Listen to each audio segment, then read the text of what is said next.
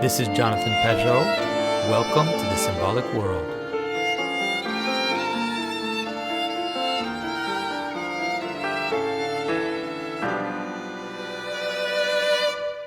All right, so Dante wrote this amazing text called the Comedia. This is what I'm going to be talking about most, but he was, if you've studied Dante a little bit, he was part of a brotherhood of poets that were focused on the notion of love. Now, love in the comedy can be seen as the animating force behind everything that Dante talks about. And not only the animating force in the story, but really presented as something like the animating force of everything. That is the manner in which the world exists. And for us as modern people, that is a very strange thing to think that the world exists through love, let's say. But hopefully, by the time I'm done speaking to you, you'll at least understand how we could think something like that, or how it is that people could think that way. So Dante has is this whole massive experience of going down into hell, encountering all these people that are suffering for different sins, and then going up to purgatory, encountering again people that are expiating some of their sins, and then moving up into heaven, where there's this slow ascension all the way up into God. But when you read the text, you realize that, for example, the people in hell, they rush into hell themselves. They want to be there. And there's a sense in which the people that are at the different levels of reality that Dante encounters, they want to be where they are. And the reason why they want to be where they are is because of love.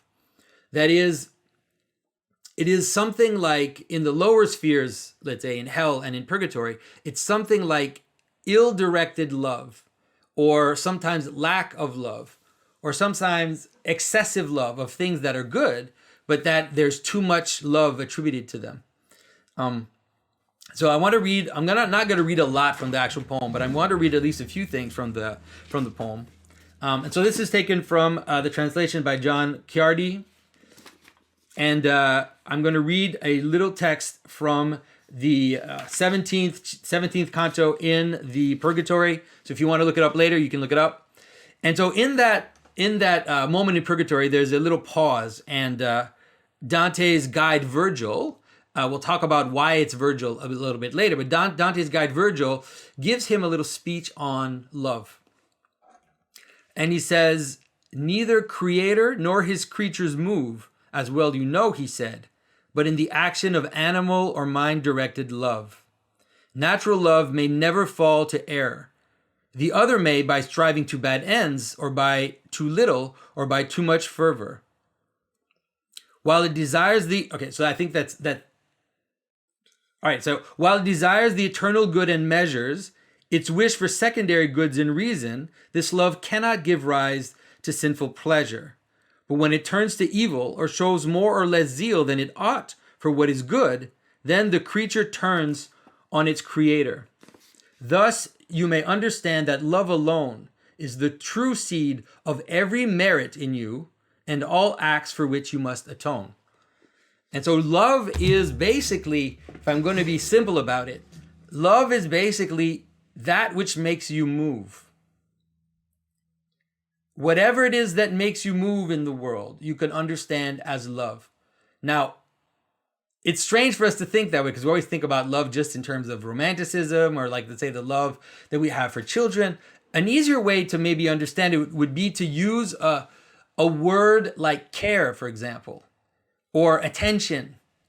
That is, the things the reason why we move in the world is always because of care. Now that can mean something like, I need to eat, and so I care enough to move to get something in the fridge, right? It means that I need, I care enough about certain things to get dressed in the morning. I care enough about certain things to walk out. And you know that because you know that when people become depressed often, it's often expresses itself in a lack of care, a lack of love, you could say. That is, as the love in the person becomes cold, that person becomes unable to do things.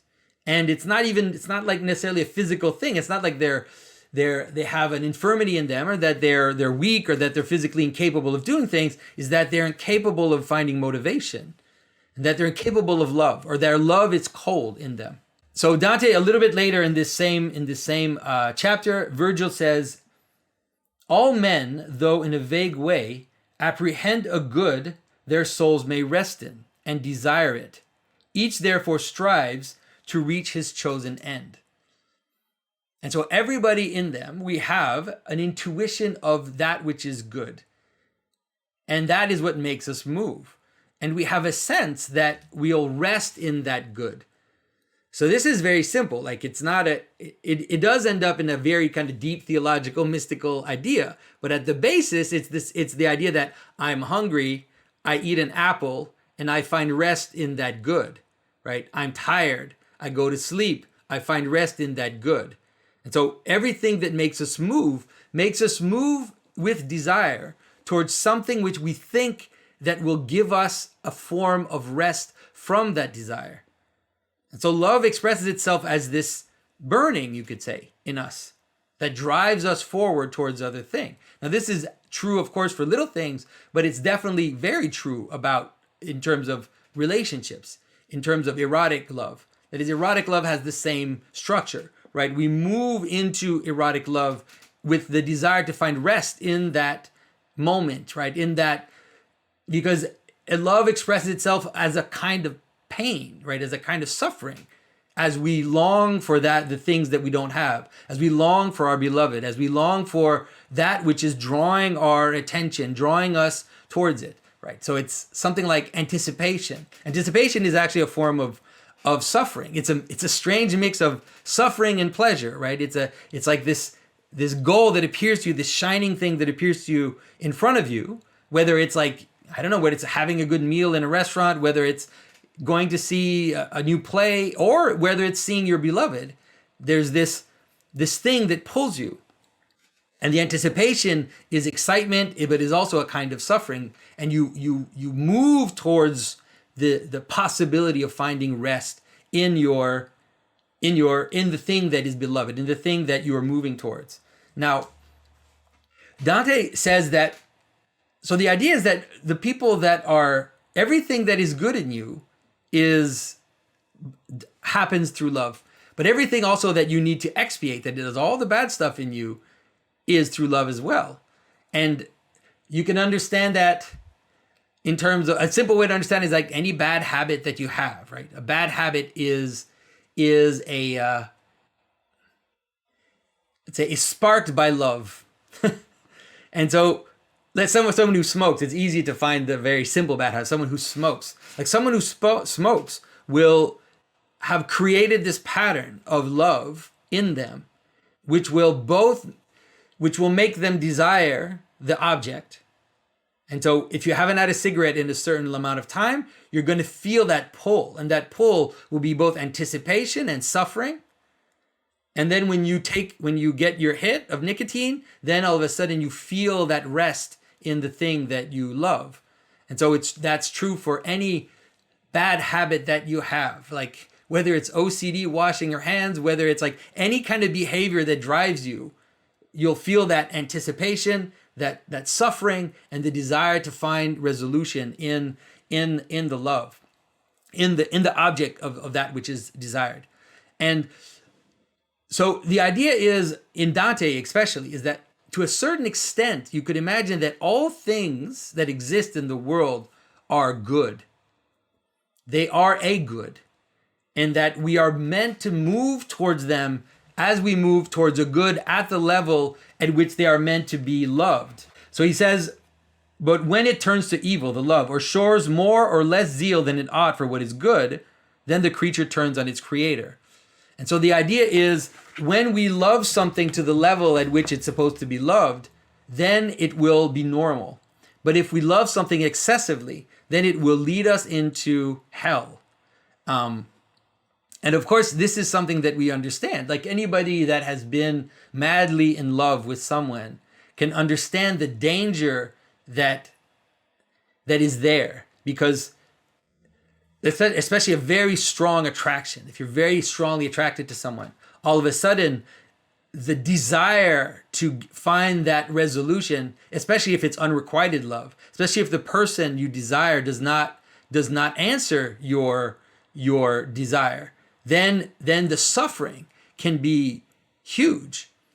And if it's disproportionate, it can lead you into total despair, right? And everybody knows someone to whom that's happened, someone who falls into despair out of excessive love for someone. But that is, of course, something which can happen not only in terms of a lover or in terms of the beloved. It can happen someone who's applying for a job, and that their desire to apply for that job is so strong, it is pulling them. They want it so bad. And then when it is unrequited, then it will lead you into suffering. Now, it's true that way, but it's also true that if you disproportionately love something which is not meant to be loved at the level that you're loving it, then you will have other problems. And so alcohol is a great example, right? You drink with friends, you use it as a social lubricant. There's this capacity to engage in, let's say, the pleasure that alcohol can bring you at a level that is normal, at a level in which it will only act as a step into higher loves, which is that, I like to have a drink with my friends because it loosens the mood, and then I can really have a great time with my friends. And so now this love for alcohol, which is not wrong in itself, is at the right level. It's at a level that leads me up towards a higher love.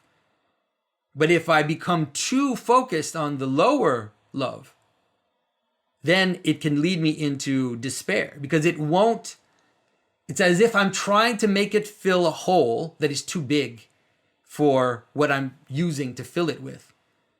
Because the truer love, let's say the love of a person, is much higher than, obviously should be much higher than, it's something which will fill us more than the love for something like alcohol. But if I'm not careful, I'm trying to basically, you've seen this trope in any kind of movie, right? It's like I'm filling something I'm missing in terms of love, in terms of some desire I have to be loved by my father or whatever, or to love by someone else, and I'm compensating through something like alcohol. But this can also be true, like I said, of people. That is, even the love we have of each other can become excessive. There's actually a wonderful version of that in another story which deals with this kind of voyage into the afterlife. C.S. Lewis wrote a book called The Great Divorce. And in this book, he has a similar story as Dante, where he visits the other world. And it's basically lessons about how we live now. It's even Dante's book, I'll tell you a secret, it's not really about the afterlife. It's really about now. It's really about how we live now. The same with C.S. Lewis's Great Divorce. And so in this book, there's a beautiful image of a woman who arrives in the afterlife. And as soon as she arrives in the afterlife, she asks to see her son who preceded her in death. And the angel that is there, I forget who the guide is, says, yes, you will see your son, but there are a few things we need to go through before you see your son. And the woman is like, no, I want to see my son. Like I knew when I would die that I would see my son, so bring me my son. And once again, the angel says, no, your son is here. Don't worry, you'll see your son. And she starts to get really animated. And she said, who is this God that will separate me from my son? Like, what kind of God would separate a mother from her son? And so I want to see my son now. And the answer is no, not right now. You can't see your son. And it drives her so mad that she runs out of paradise into hell, where now she asks, she demands that they bring her son into hell with her so she can be with him. And it's a very powerful vision of even how our human relationships, if the amount of love or if the manner in which we love those around us can become disordered and can not only lead us into a way that makes us go to hell, but really a desire to bring other people into hell with us. This is something which is which is fascinating. Something that I've noticed in terms of bad habits, for example, you can see that with people that take drugs.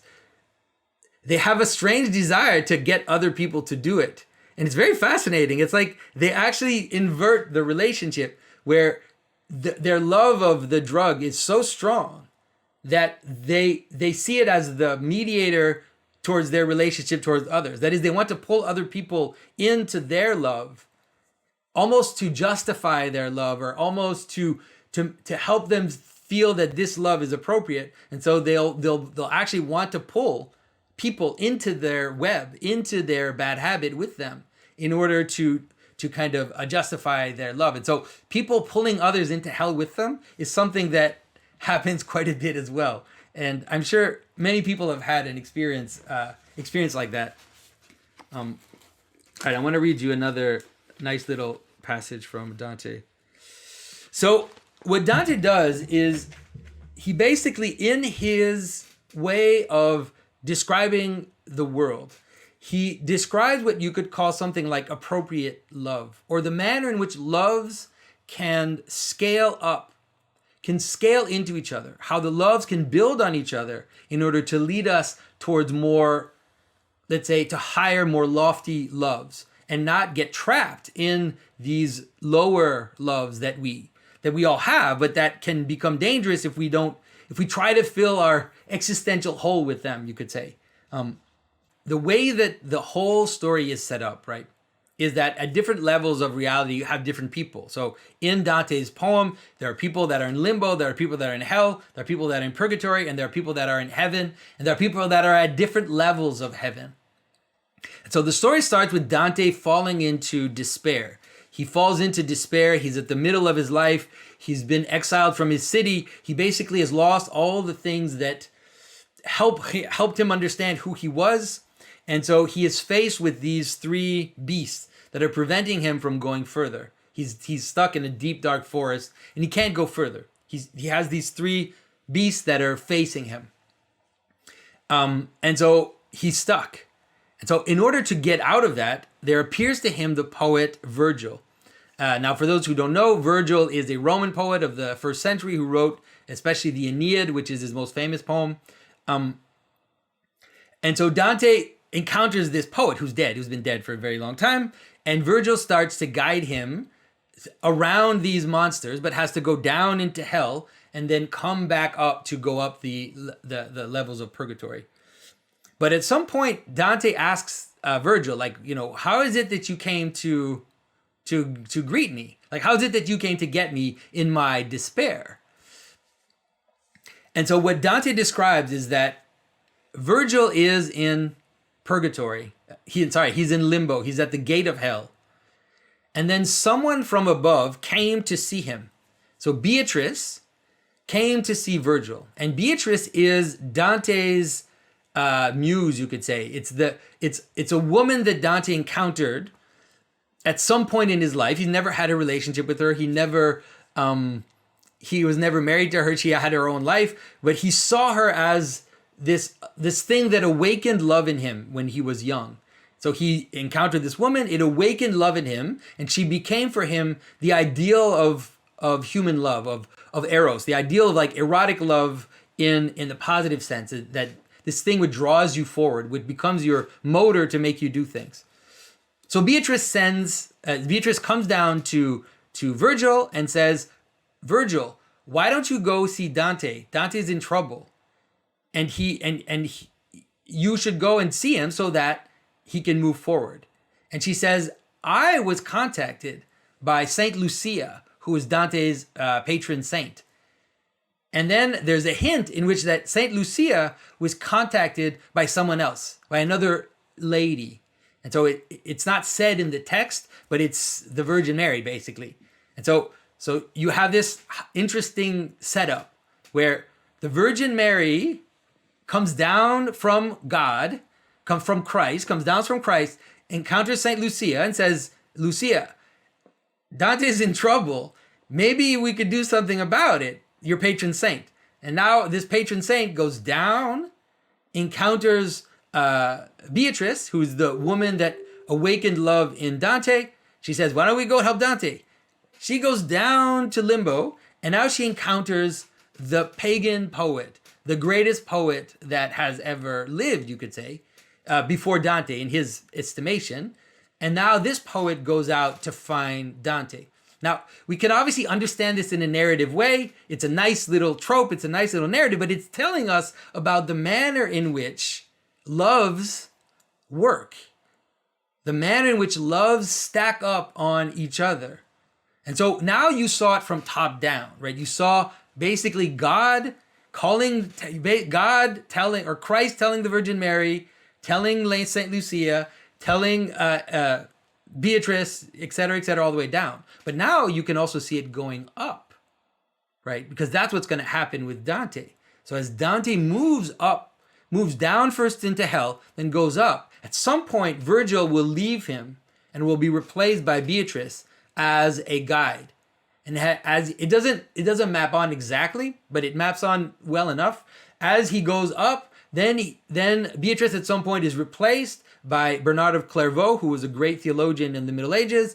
And then Bernard of Clairvaux leads him up. And at some point Bernard leaves, and the Virgin Mary herself takes Dante up into the presence of Christ, so that he then enters into the presence of God.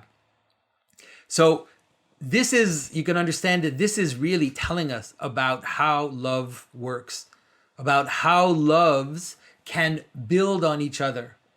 And so Dante's love for poetry, right? Dante's love for poetry, but not also, you could say in terms of Virgil, what he represents is also all of the secular world, right? So because he's a pagan, he represents, let's say, secular reality.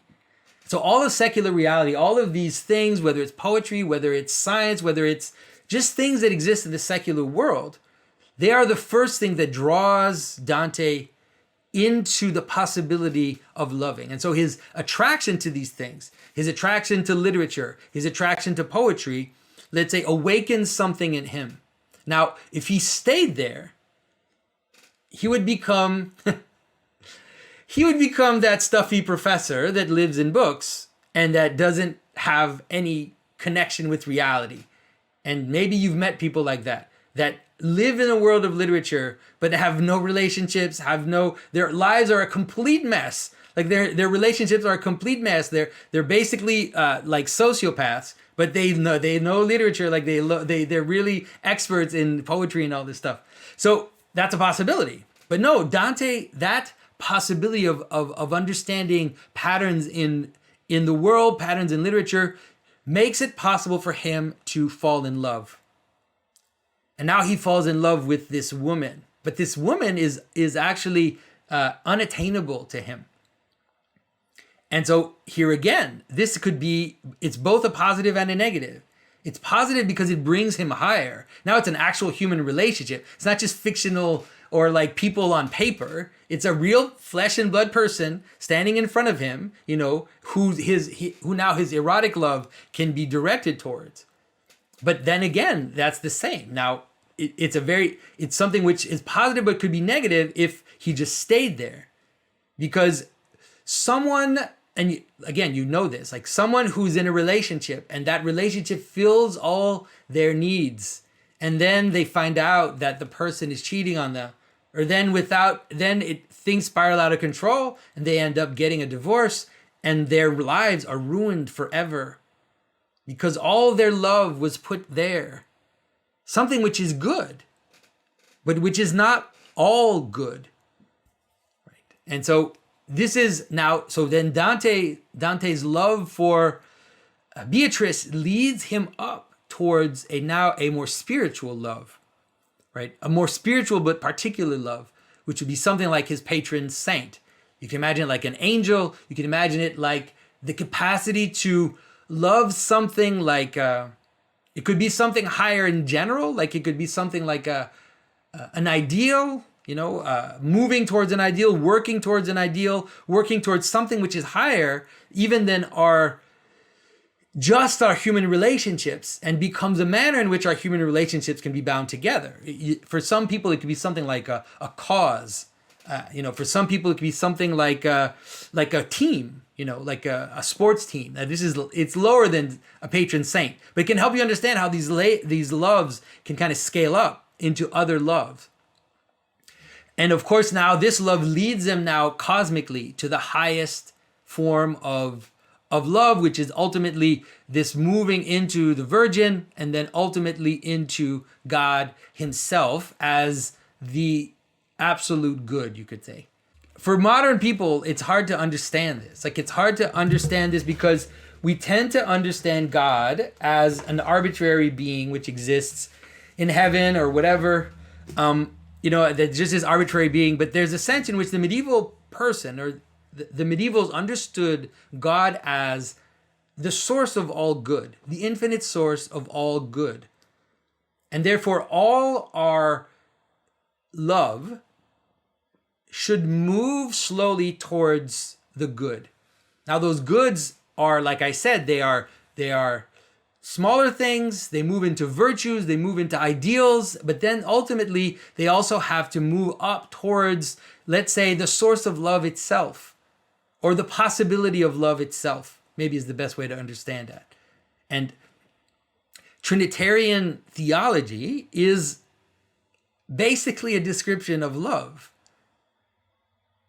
Trinitarian theology is about how something, obviously it's not a thing, right? How the source of all things is both one and many at the same time.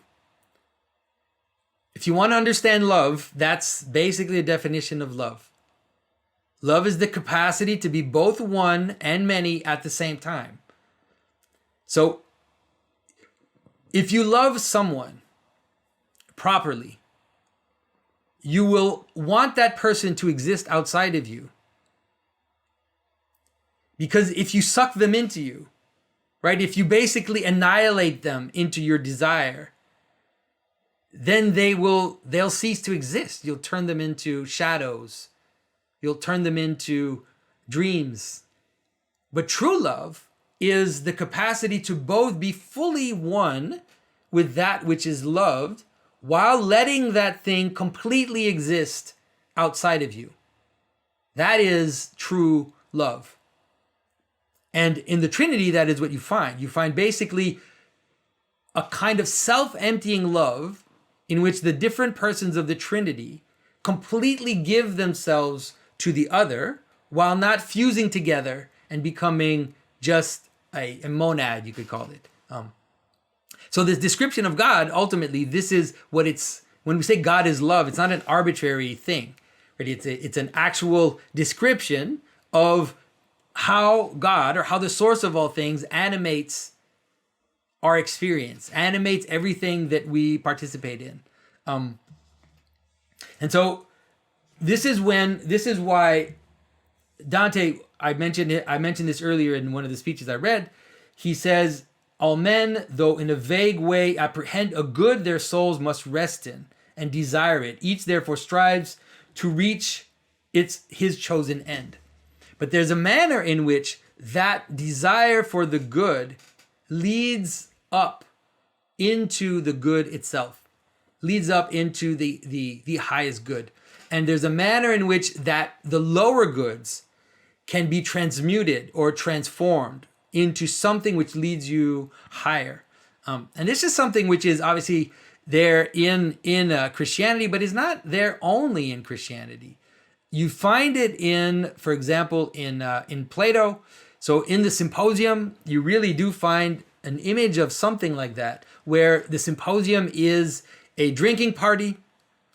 And of course, in the Greek culture, there was this erotic relationship between men of different ages. And so the older men and the younger men would have these erotic relationships, and it would be seen in Greek culture. It was kind of iffy, or it was okay, but they weren't sure about it. And there's a way in which Socrates in the Symposium, he comes into contact with Alcibiades. And Alcibiades is a very passionate person.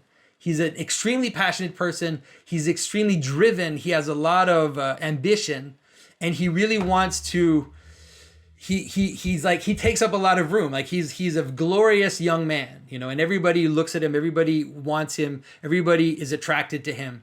And so ultimately Alcibiades, according to Greek tradition, is the one who will betray Greece, who will betray Athens. But we don't know that yet. And so Alcibiades tries to seduce Socrates. And Socrates is constantly, if you read the text, it's wonderful. Socrates is there with Alcibiades as Alcibiades is trying to seduce him. And Socrates is constantly receiving Alcibiades' desire and turning it towards higher goods. And he's constantly trying to like say, to bring him to contemplate the forms, to contemplate higher goods. And of course, Alcibiades gets very frustrated in the story. He gets very annoyed. He ends up, let's say, admiring Socrates. But there's a sense in which, in the bigger story of the Symposium and Greek culture, there's a sense in which the fact that Alcibiades was not able to temper his passions, was not able to temper his loves, now not only for Socrates, but in general. Like you can understand that someone who is extremely, that has a lot of desire to succeed, that is extremely motivated to make it in the world, is someone that is driven, right? And is willing to do anything to reach their goal. And so in the case of Alcibiades, that love, that strong passion that he had would lead him ultimately to betray Athens. And so if he had learned to moderate his love and moderate his passions, he might have been able to, let's say, turn them towards higher goods, and he wouldn't have gone the dark route that he has in the story of Greece. And so when you look at in the story of Dante, you can understand that in a Christian manner, the best way to understand it is something like compassion. And so you can understand that the way that the love that moves up is something like admiration or something like veneration, something like seeing something as a model that attracts you towards it. And then the love which comes down from the higher goods is something like self-sacrificial or compassionate. And so it's through compassion that the Virgin calls down on these lower loves to then draw Dante in. And Dante isn't ready for the higher things. So there's a way in which he must, let's say, truly explore the loves that are there present to him. That is, his desire to become a great poet, his desire to learn about poetry is something which is good. And he needs to fully accomplish, you could say. But also always knowing that it eventually has to move up towards higher and higher goods. And so I would say that was basically, like, let's say the basic thought that I wanted to bring you guys. And I was hoping that there would be questions, because I know that this is maybe something that you hadn't thought about and is not maybe obvious at the first glance. Or maybe it is, I don't know. So I would love to hear questions from you so that we can continue the discussion. I know it's not, like, say, your job to, like, help fix other people's lives. That's not the kind of, like, angle that I'm asking this question from. But when you see somebody who's maybe, like, loving excessively, and you can see that it's, like, to a point of harm as a friend or whatever, like, how would you, like, suggest, like, what advice would you suggest giving to, like, navigate that and help them maybe see maybe like a third view perspective of, like, why it might be detrimental? Yeah. It's very difficult, because someone that is drunk on love is very difficult to reason into anything. It's very hard. That's why, like, I won't lie to you, that's why in Dante, that's why people are in hell. There's a sense in which the people that are in hell are completely drunk on their love of the thing that's bringing them there.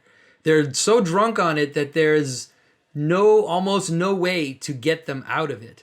It's like they're completely blind and turning in their circle of desire. And so it's very difficult to do that. But I think that it's possible. And I think that I think that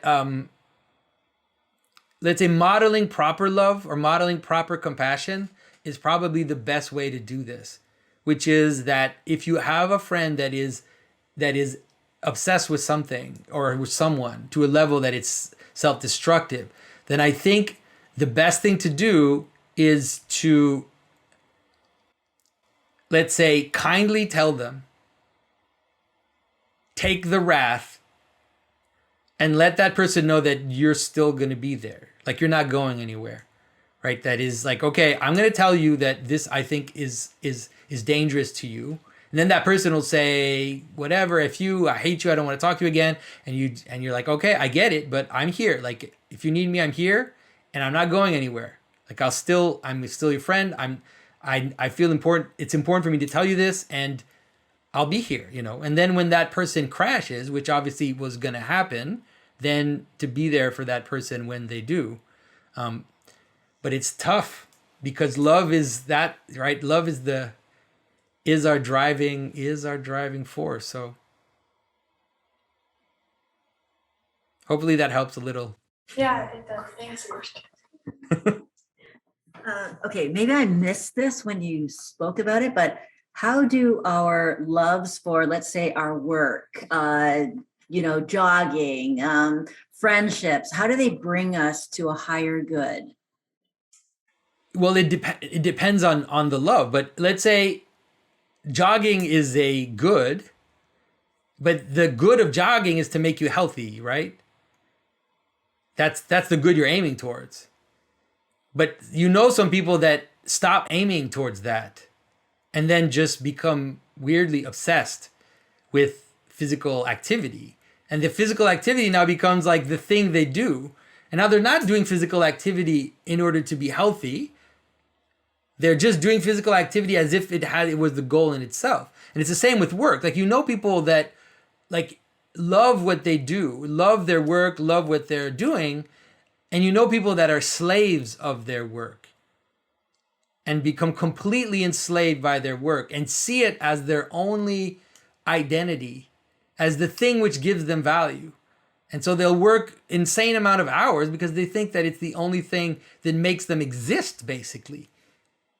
And so then it becomes completely aberrant. But if your work, it stimulates your mind, it stimulates your your capacity to learn new things. It brings you into contact with other people that you create bonds with, that you create friendships with.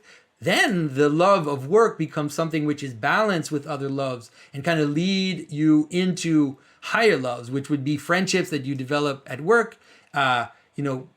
Whatever it can lead you to. It provides money for you to be able to live out other goods, which are to have a relationship, to have children, to maybe focus on certain causes that you want to be involved in, certain higher things which are, let's say, more to the service of humanity, like help the poor or whatever it is that you do. All these things can kind of fit together. And it's usually when we try to put all our identity into one love, that's usually when it becomes out of whack.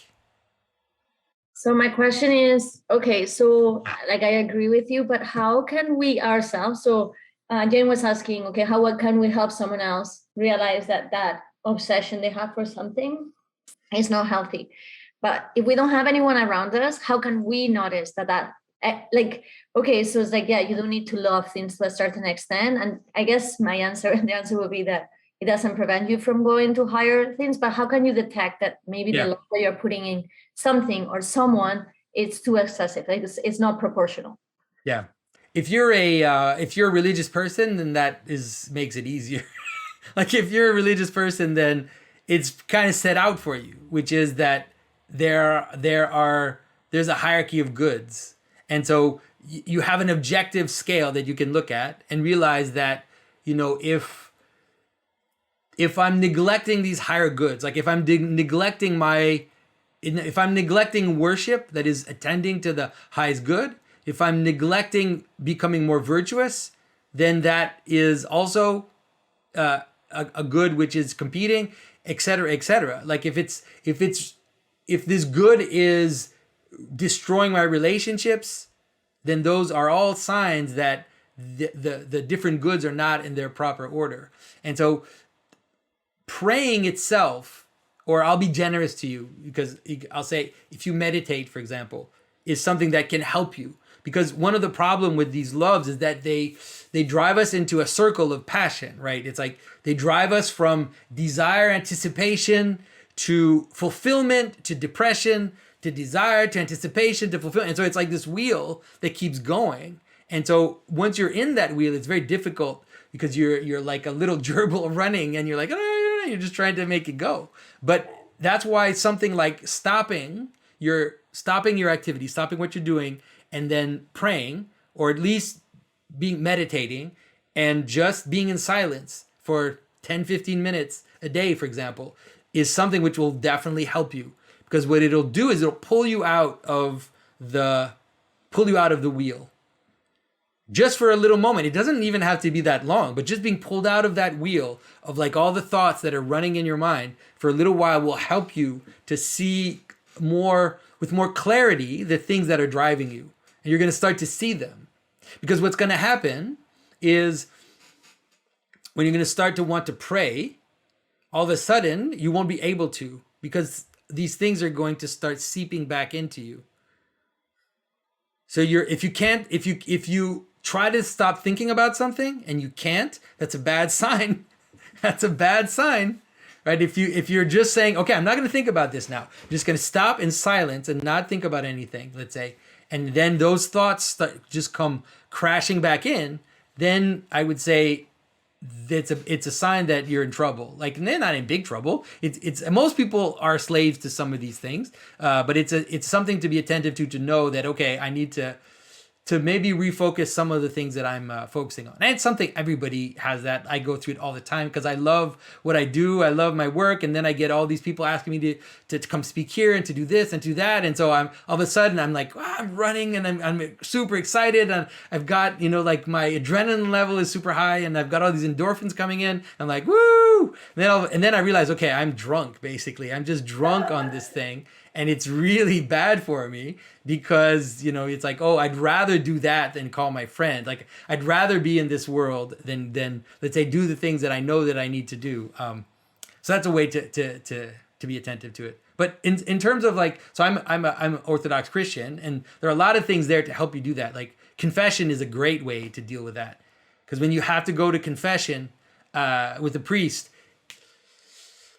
it's like all of a sudden you have to think about it. Like, you have to think about those thoughts that you've got. You got to think about those actions that you pose, and you've got to ask yourself, like, okay, what are the things that are motivating me? What are the things that are driving me? And so it's a good way to reflect. You can go see a psychologist. It's not as good, but it can help. As you know, the Symbolic World is not just a bunch of videos on YouTube. We are also a podcast, which you can find on your usual podcast platform. But we also have a website with a blog and several very interesting articles by very intelligent people that have been thinking about symbolism on all kinds of subjects. We also have a Clips channel, a Facebook group. There's a whole lot of ways that you can get more involved in the exploration and the discussion of symbolism. Don't forget that my brother Matthew wrote a book called The Language of Creation, which is a very powerful synthesis of a lot of the ideas that explore. And so please go ahead and explore this world. You can also participate by buying things that I've designed, t-shirts with different designs on them. And you can also support this podcast and these videos through PayPal or through Patreon. Everybody who supports me has access to an extra video a month, and there are also all kinds of other goodies and tiers that you can get involved with. So everybody, thank you again, and thank you for your support.